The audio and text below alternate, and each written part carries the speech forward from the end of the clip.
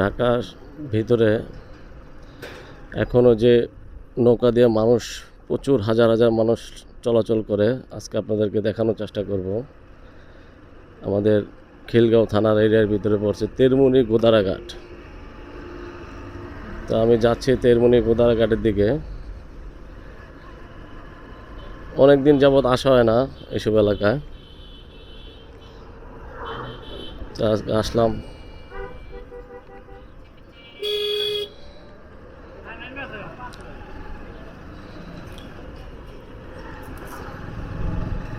সামনে তেরমুনি গোদারাঘাট,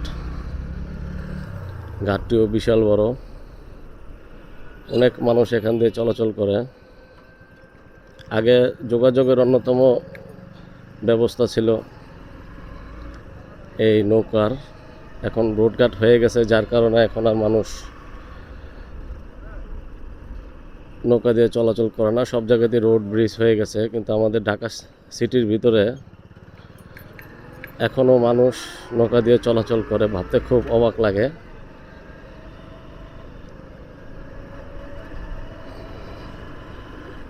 এসে গেছি এদিকে, দেখুন বন্ধুরা, গ্রামের একটা ফিল উপভোগ মনে হবে ওখানে আসলে। গোদাগার্ডেন স্ট্যান্ড, অটো স্ট্যান্ড।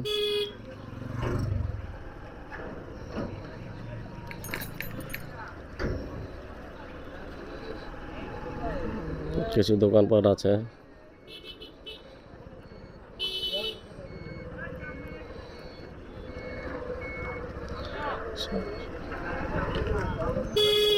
সামনে হলো তেরমুনি ব্রিজ।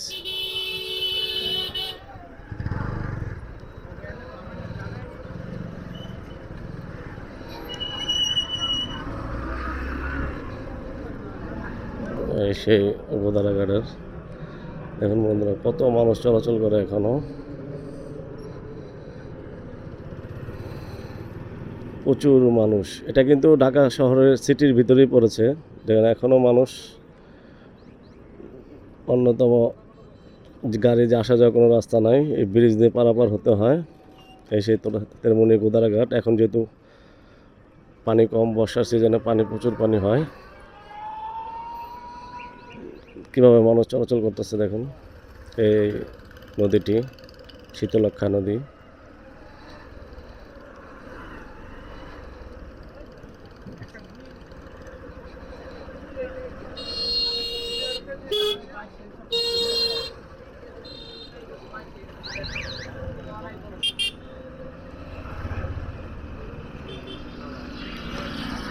নদীটা পানিগুলো সব কলকারখানার পানিগুলো আসে এখান দিয়ে। বর্ষার সিজনে পানি থই থই করে। আগে অনেক বড় বড় বোট আসতো এখান দিয়ে, এই ঘাটটি দিয়ে। খুব নাম করে একটি তেরমুনি গোদারাঘাট। এটা এই এলাকায় 75 নং ওয়ার্ড পড়েছে। এদিকে একটু দেখানোর চেষ্টা করি, দেখুন বন্ধুরা। তো বন্ধুরা, এরকম ধরনের ভিডিও পেতে হলে অবশ্যই আমার পেজটিতে লাইক, কমেন্ট, শেয়ার দিয়ে পাশে থাকতে হবে। তাহলে আপনাদের মাঝে আরও নতুন নতুন ভিডিও নিয়ে আসতে পারবো। সবাই ভালো থাকেন, সুস্থ থাকেন। আল্লাহ হাফেজ।